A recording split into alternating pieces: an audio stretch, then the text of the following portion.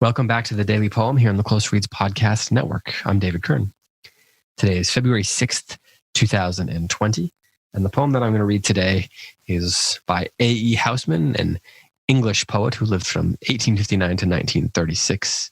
He was an English classical scholar, as a matter of fact. And the poem that I'm going to read today is called Loveliest of Trees. It's a bit of a ode to spring coming soon. I'm sure a lot of people out there are ready for spring to come and need some ice and snow to thaw. So with that hope in mind, I figured I'd read a poem that speaks to that hope. And here is A.E. Housman's Loveliest of Trees. Loveliest of trees, the cherry now is hung with bloom along the bough, and stands about the woodland ride, wearing white for Eastertide. Now of my 60 years and 10, 20 will not come again, and take from 70 springs a score, it only leaves me 50 more. And since to look at things in bloom, 50 springs are little room, about the woodlands I will go, to see the cherry hung with snow. I imagine many people who are listening who are, living where it's very cold are thinking to themselves exactly what Housman's saying here. There's just 50 springs is not enough time. It's not enough springs to truly be able to enjoy spring, especially if you live in a place where spring is short, perhaps. Maybe you go from cold to hot, or as they say in Wisconsin, from Christmas to construction or winter to construction. Now, maybe you got a little bogged down in the middle of this poem, in the middle of the 3 stanzas, because there's a lot of math happening there. Of my 60 years and 10, he writes, 20 will not come again, and take from 70 springs a score, it only leaves me 50 more.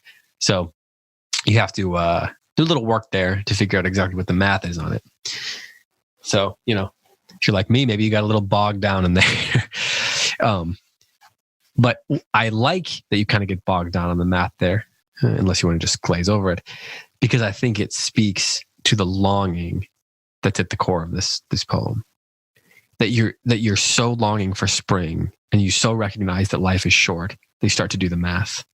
And if best case scenario things go well, there's only so many springs you're going to get to spend exploring and taking it all in and enjoying things.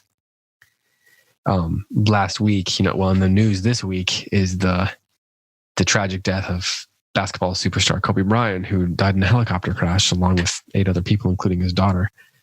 And so a lot of people have been saying, you have to take advantage of the time you have. You have to take each moment as a precious gift. You never know what's going to happen. You never know how long you have.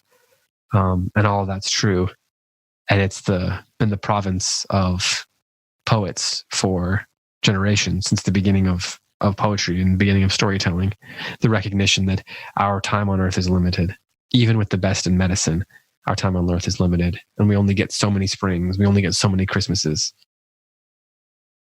There's a line in the show, The Good Place, where the character says, humans are always a little bit sad, even in the best moments, because we know we're going to die. I think that poetry is uniquely capable of dealing with that sadness, of expressing that sadness, of communicating that sadness in a way that is universal. And here, although we may not have lovely cherry trees to look at, nonetheless, we have something like that, some sort of longing that we recognize is going to be of limited supply, that we only have so much time to participate in it. Like a vacation. That's the thing that The Good Place says is a vacation's great because you know it's going to end. I'm sure that's true, but a poem like this helps us remember that and helps us express the beauty of the finite in a sense.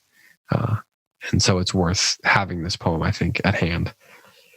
So here is once more A.E. Housman's Loveliest of Trees. And I hope that those of you who are living in the cold right now get some thaw here quickly. Loveliest of trees, the cherry now is hung with bloom along the bough, and stands about the woodland ride, wearing white for Eastertide. Now, of my 70 and 10, 20 will not come again, and take from 70 springs a score, it only leaves me 50 more. And since to look at things in bloom, 50 springs are little room, about the woodlands I will go to see the cherry hung with snow. This has been the Daily Poem. Thanks so much for listening. I will be back tomorrow with another poem.